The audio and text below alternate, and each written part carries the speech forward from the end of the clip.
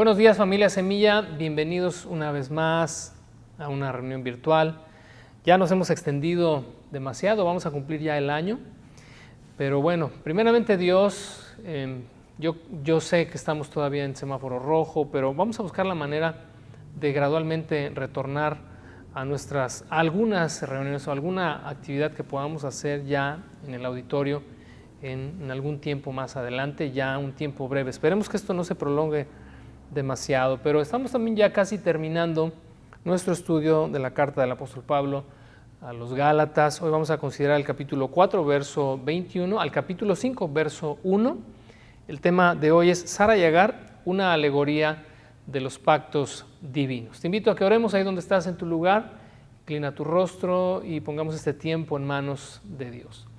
Padre, te damos muchas gracias por tu misericordia, tu bondad, por todas y cada una de las bendiciones que has derramado sobre nuestras vidas, por escuchar nuestra oración, por atender, Señor, a nuestro clamor en los momentos de dificultad. Ha sido un año lleno de retos, lleno de desafíos, pero bendito tu nombre, Señor, porque has estado con nosotros en todo momento, en todo tiempo. Se ha extendido, Señor, tu mano sobre nuestra vida, sobre nuestro corazón, y te damos muchas gracias.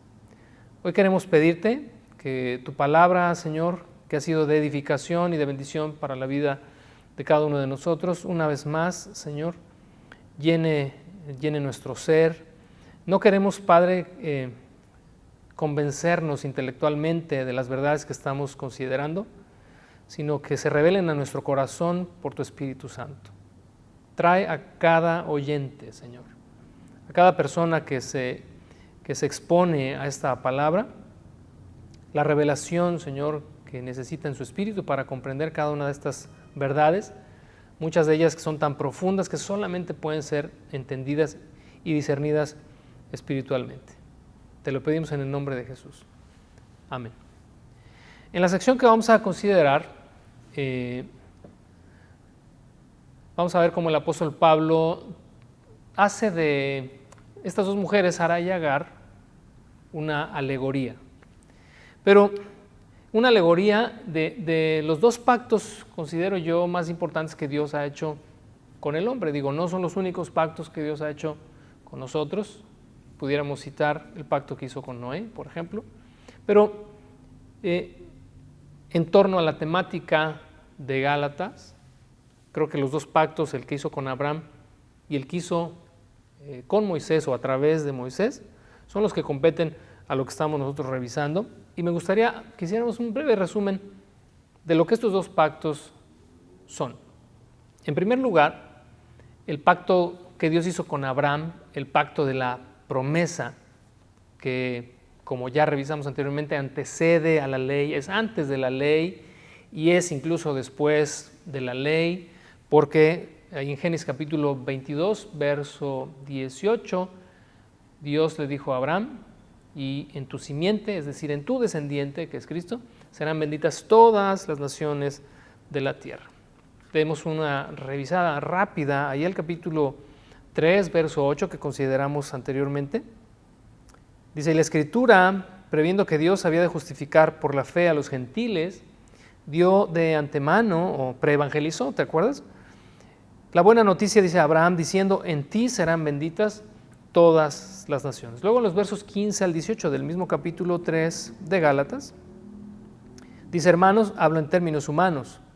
Un pacto, aunque sea de hombre, una vez ratificado, nadie lo invalida ni le añade. Ahora bien, a Abraham fueron hechas las promesas y a su simiente.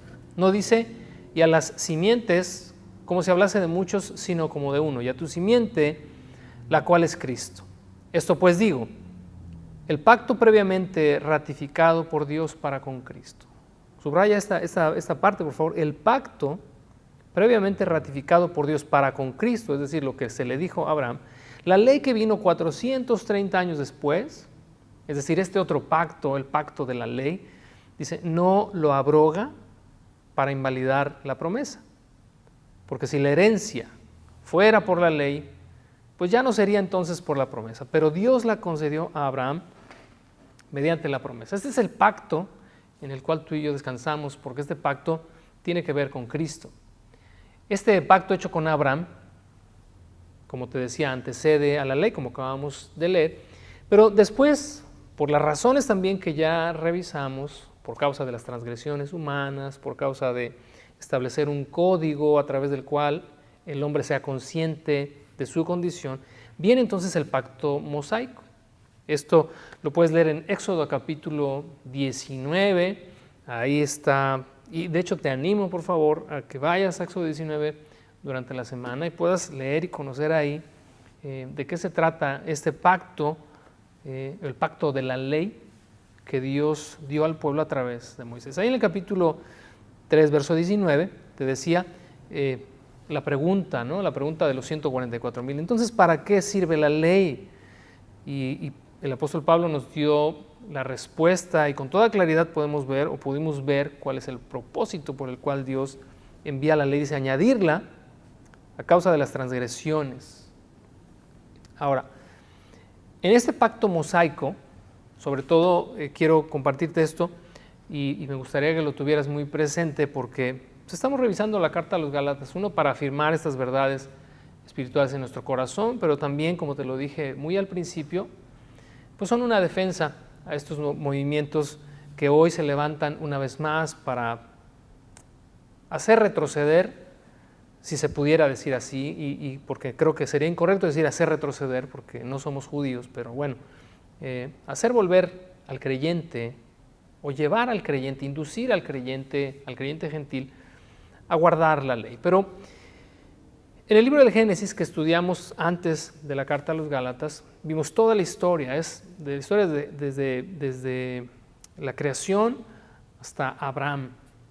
Y en todo este desenlace, ¿no?, de la historia en Abraham, vimos cómo Dios fue desarrollando este proyecto de salvación y este proyecto de pacto. O sea, el pacto hecho con Abraham de alguna manera es como, pienso yo, es como el centro del libro del Génesis, porque está conectado Génesis a los 4 libros que siguen. Todos estos se consideran la ley, la Torá, como bien se le dice. Y en el libro de Éxodo comienza el relato en el capítulo 1 y 2 con el nacimiento de Moisés y luego viene la liberación de Moisés al pueblo de Israel que estaba ya en Egipto. Y cuando Moisés libera al pueblo, es guiado por Dios para llevarles al monte Sinaí. Y en el monte Sinaí, Dios les dio las tablas de la ley y prescribió toda la ley. Se promulgó la ley. Y esto lo puedes ver desde el capítulo 19 de Éxodo hasta el capítulo 33. Todos esos capítulos, esos 15 capítulos, son la ley.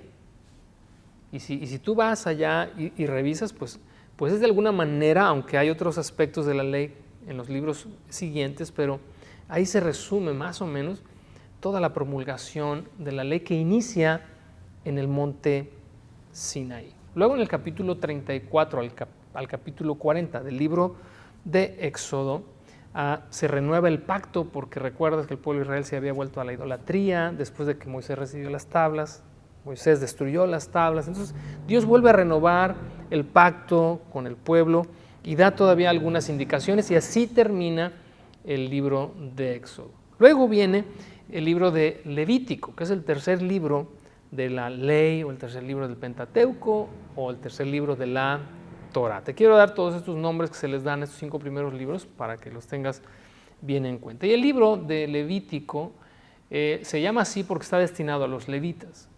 En el libro de Levítico es más o menos como un manual para todo el ceremonial propio de la ley, es un instructivo para los sacerdotes levitas, es el desarrollo, de alguna forma, de la religión judía, de todo ceremonial propio de la ley se encuentran ahí. Todos los preceptos y estatutos dados para estos sacerdotes levitas están ahí. Luego viene el 4 libro de la ley, que es el libro de Números. El libro de Números nos detalla la peregrinación del pueblo de Israel desde la promulgación de la ley allá en el Sinaí hasta que el pueblo, 40 años después, llegó a la tierra de Canaán o la tierra prometida.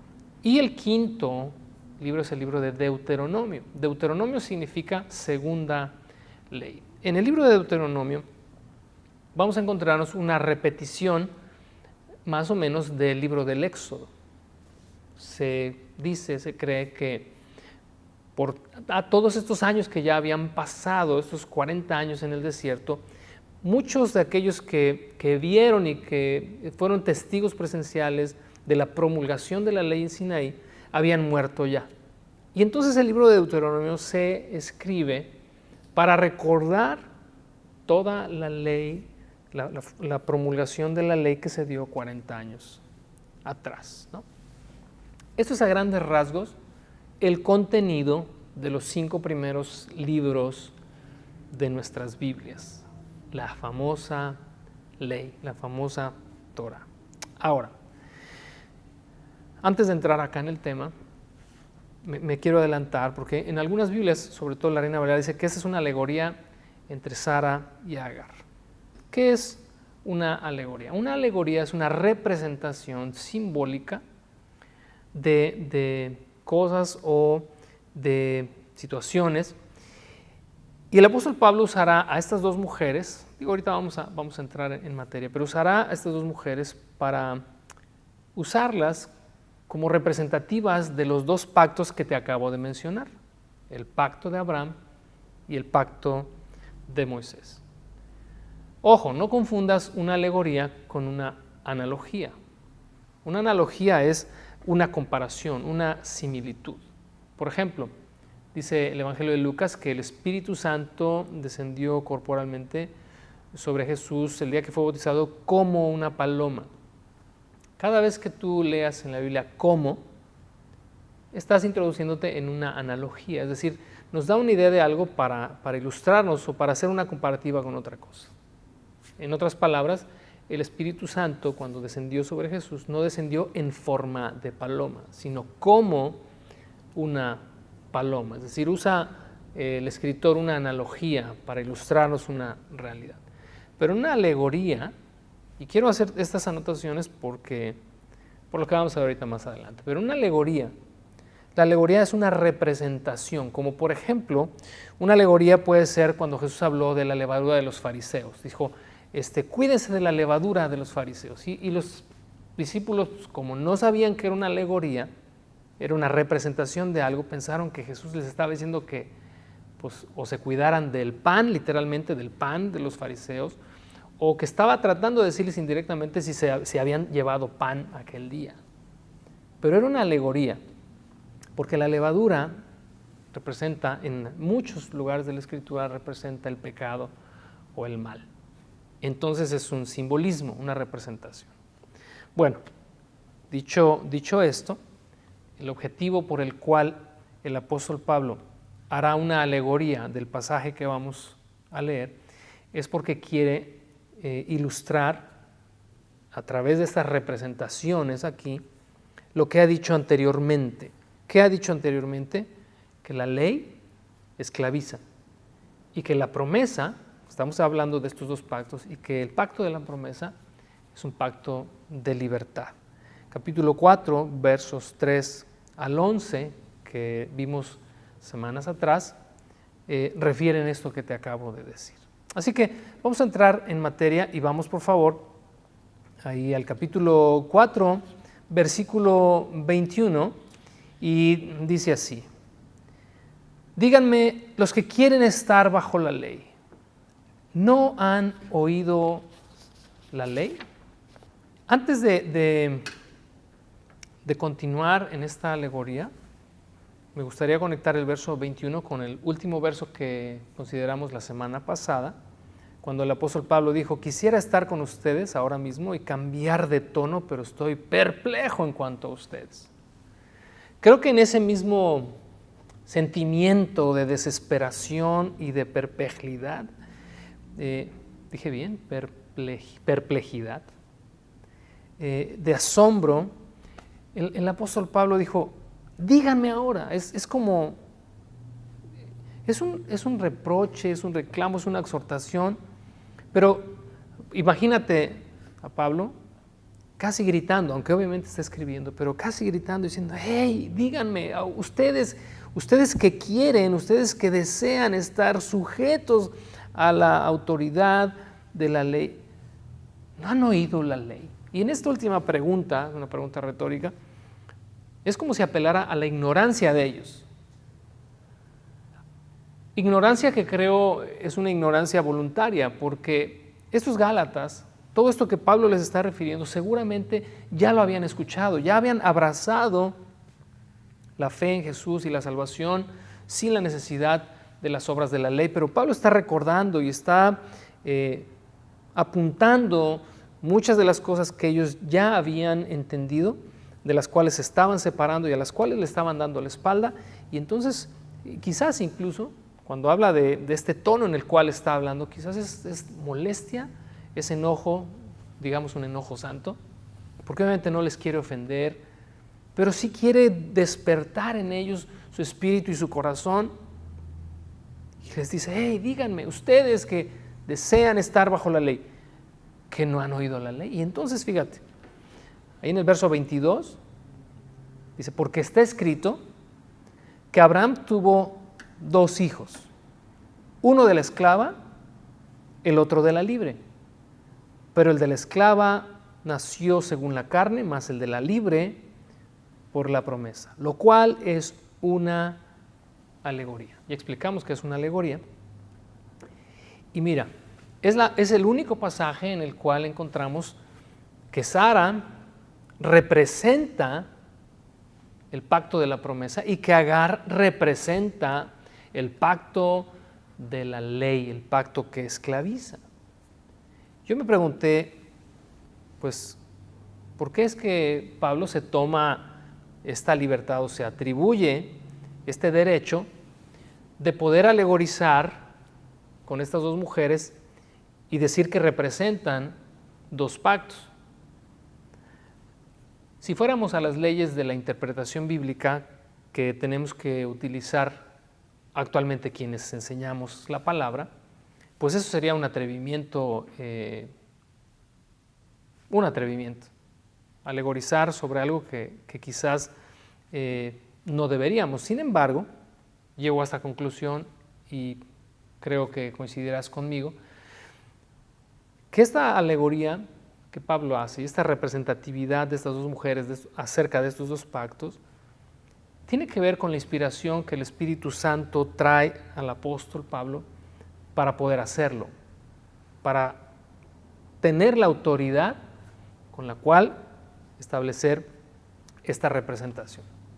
Ahora, Pablo dice que Agar era una esclava y representa el pacto que Dios hizo con el pueblo de Israel. El pacto que te dije, Dios celebró con Moisés en el monte Sinaí y que está ahí en el libro del Éxodo y que continúa en Levítico, en Números y en Deuteronomio.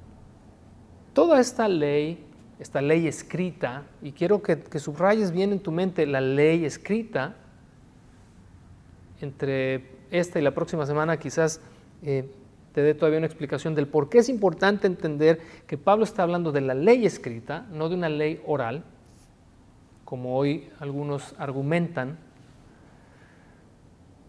Esta ley escrita está representada por una mujer a la cual Abraham, recordarás Génesis capítulo 16, Abraham se llegó a ella para tener un hijo con ella por la inducción de su mujer, Sara, que debido a que era una mujer ya de 80 años, le dijo, ¿sabes qué? No podemos tener hijos, Dios te hizo tal, estoy poniéndole más palabras de más, pero Dios te hizo a ti una promesa de que tendríamos prole, pero pues no veo claro. Entonces, llégate a mi esclava, Agar, y dame un hijo de ella. Y entonces, Abraham, ya conocemos la historia, se llegó a ella y tuvo un hijo, pero dice aquí el pasaje que este hijo fue traído según la carne.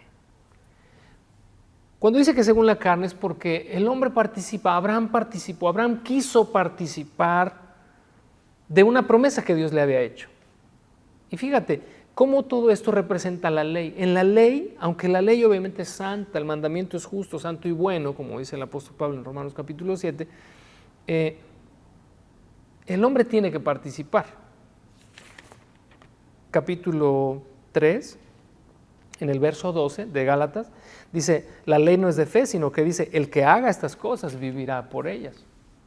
Es decir, hay un mandamiento y estamos obligados a corresponder, y si no lo cumplimos, pues entonces estamos condenados. Así de sencillo. El hombre tiene que participar a través de sus obras, bajo el esquema de la ley, así como Abraham quiso participar. Y entonces Ismael nace en la carne, es producto de la iniciativa humana. Por eso es que el apóstol Pablo está haciendo esta alegoría. Dice, el de la esclava, dice el verso 23, nació conforme a la carne, según la carne, más el de la libre. Y entonces se refiere a Sara, esposa de Abraham, como la libre. ¿Por qué se refiere a ella como la libre? Pues obviamente porque en el caso de Agar, una esclava sin derechos, una esclava sin identidad, una esclava sin personalidad propia, una persona que está sujeta a la voluntad de otro, en esa comparación, pues obviamente Sara viene a ser una mujer libre, porque es la esposa de Abraham, y ella tiene su personalidad, y ella tiene sus derechos, es la esposa de Abraham. Y entonces a través de ella, fíjate, esto es lo maravilloso, porque Sara representa el pacto de promesa que Dios hizo a Abraham. Sara a sus 90 años, Abraham con sus 100 años, ya humanamente imposibilitados para poder tener hijos, Dios cumplió en ellos esta promesa. Génesis capítulo 17, verso 19, lo puedes leer ahí. Dios le dijo a Abraham, de aquí a un tiempo, un año más o menos, le dijo por ahí el capítulo 17, vendré a ti y Sara tendrá un hijo. Sara se rió, lo vimos ahí más adelante. Sara se rió y dijo, Dios, ¿por qué se ríe? ¿Hay acaso algo imposible para Dios? Y entonces, ¿qué tenemos ahí? Tenemos una obra de gracia y tenemos una obra sobrenatural en la cual el hombre no participa. Abraham y Sara no pudieron participar en cuanto a la capacidad de procreación. Tuvo que haber sido solo la iniciativa de Dios y solo el poder de Dios obrando para que a esa edad ambos pudieran ser padres de Isaac, que representa el pacto de la promesa. Y entonces, fíjate, ahí en el verso 24, dice, lo cual es una alegoría, una representación, pues estas mujeres representan los dos pactos. El uno proviene del monte Sinaí, el cual da hijos para esclavitud. Este es Agar, porque Agar es el monte Sinaí en Arabia y corresponde a la Jerusalén actual, pues esta, junto con sus hijos, está en esclavitud. Te decía hace un momento que para los nuevos movimientos que se están levantando y que apelan al hecho de que la ley o este sistema de ley que Dios le dio a Moisés y que es los 5 primeros libros de la Biblia, la Torá, siguen vigentes, es porque argumentan, y pon mucha atención a esto, argumentan que cuando Pablo está diciendo o está hablando de, por ejemplo, en la segunda carta a los Corintios, habla de este ministerio de condenación, ministerio de muerte, cuando habla aquí de la ley como algo caduco, cuando habla de la ley como algo a lo que no te debes de sujetar, etcétera, etcétera. Ellos dicen, es que no, Pablo no se está refiriendo a la ley escrita, se está refiriendo a la ley oral, es decir, a las tradiciones orales que se convirtieron en mandamientos que fueron pasados de generación en generación después de la promulgación de la ley escrita. Y entonces con eso, pues de alguna manera con eso se la sacan para decir, no, es que a la ley escrita hay que apegarse y hay que sujetarse, porque Pablo no está hablando de la ley escrita. Sin embargo, digo, hay muchas más evidencias escriturales, pero creo que esta es muy clara, muy clara. Cuando Pablo dice que Agar representa el monte Sinaí, en el monte Sinaí, como te lo leí hace un momento, y tú puedes ir al libro de Éxodo, en el monte Sinaí Dios prescribió la ley. Y esa ley es la ley escrita, la que Dios le dio a Moisés y la que Moisés medió entre Dios y el pueblo. Así que es a la ley escrita a la que Pablo se refiere acá cuando dice, vuelvo a leer el verso 25, porque Agar es el monte Sinaí en Arabia y corresponde, fíjate bien, a la Jerusalén actual. Pues esta, es decir, la Jerusalén actual, y sigue siendo actual porque la ciudad está ahí en Israel hasta el día de hoy, dice, está en esclavitud junto con sus hijos. Hace algunos años tuve la oportunidad de estar en Jerusalén y había una expectativa muy particular en mí en cuanto a qué te vas a encontrar allá, porque has escuchado tanto, había escuchado por más de 40 años pues las historias, ¿no?, de Israel, las historias bíblicas, etcétera, y dije, yo no sé cómo voy a reaccionar cuando esté ahí. Pero bueno, me llevé una gran decepción, una decepción en cuanto a lo que yo pensé que iba a sentir. Y la realidad es que es una ciudad como cualquier otra. Espero no ofender a nadie, esta es una opinión muy particular. Pero es una ciudad como cualquier otra. Digo, históricamente es especial por todos los acontecimientos que ahí se dieron. Sin embargo, con todo y lo que sucedió a través de los siglos ahí, en medio de esas murallas, pues no deja de ser una ciudad de piedras. Y entonces no solamente me encontré decepcionado de lo que yo esperaba sentir o percibir, sino que también me decepcioné demasiado de ver cuánto misticismo hay en esa ciudad y cuántos creyentes de todas partes del mundo van ahí y sienten cosas especiales, sienten cosas raras, no raras, discúlpame, especiales. Cosas especiales y atribuyen, desde mi perspectiva, cierto misticismo a lo que ahí se desenvuelve. Yo, la verdad es que fui espectador de muchas cosas ahí que se hacían en el Muro de los Lamentos y te repito, me sentí mal de sentirme así, o sea, de alguna manera como indiferente a todo eso. Espero que no me estés juzgando ya, pero fíjate que al pasar por aquí por Gálatas creo que entendí pues por qué sentí eso.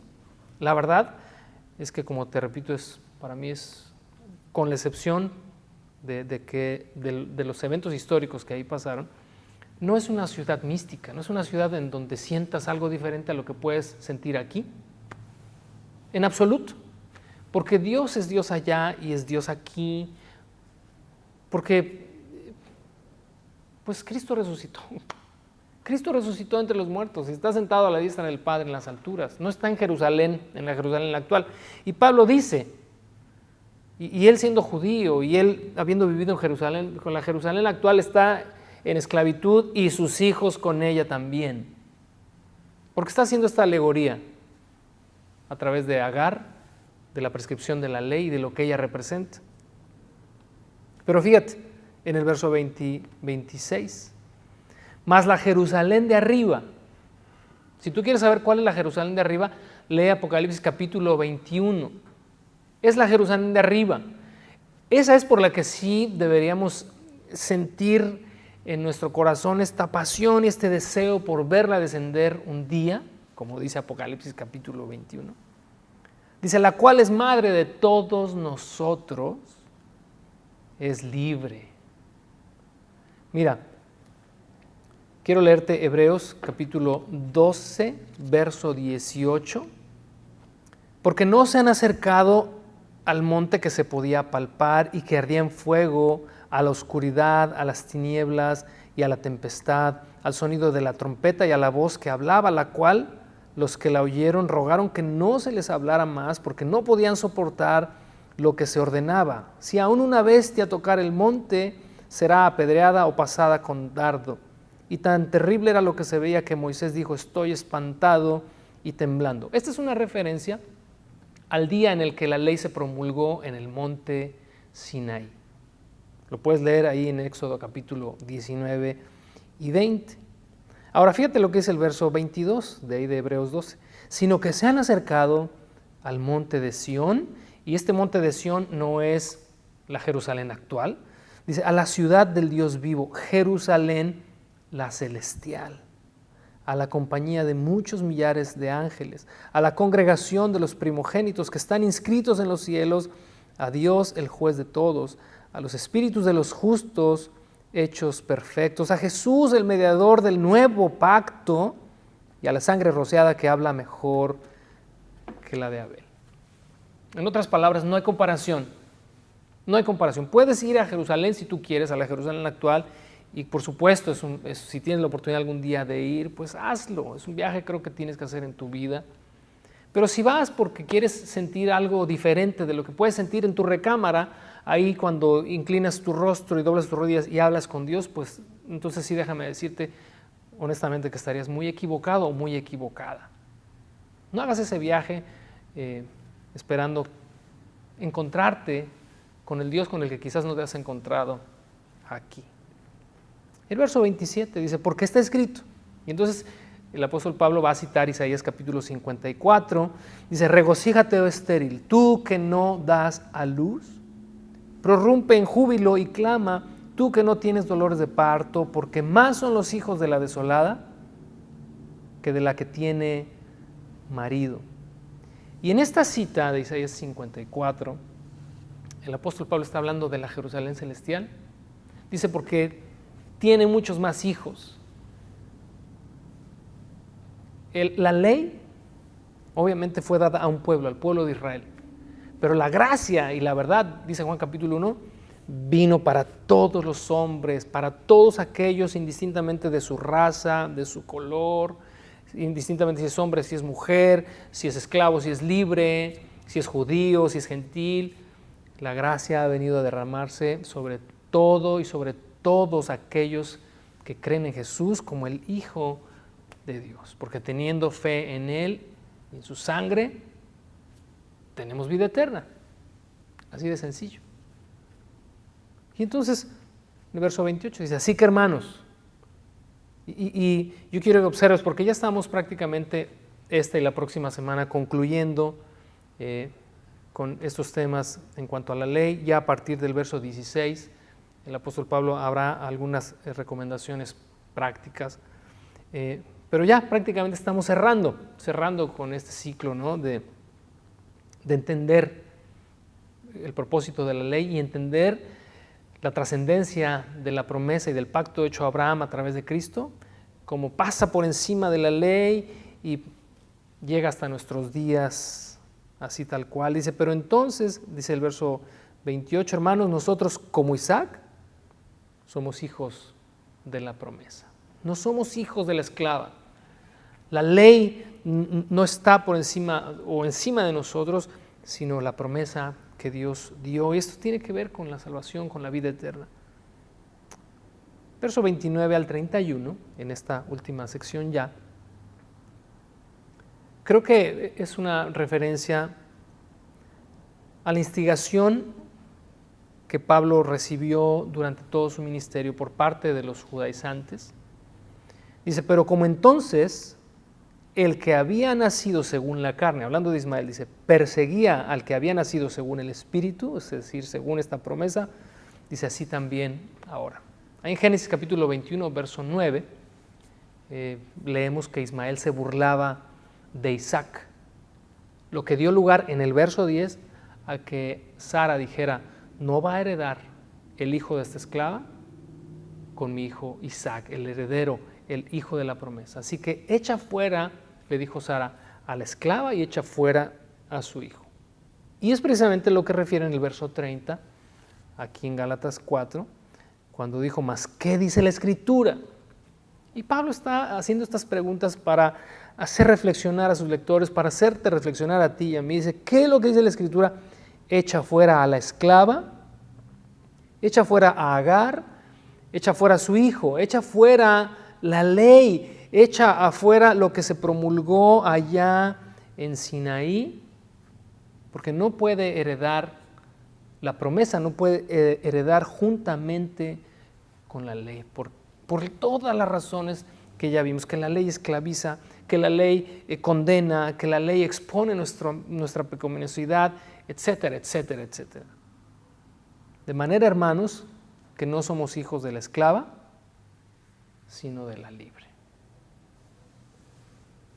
Yo espero de verdad que cada uno de nosotros afirmemos estas verdades en el corazón.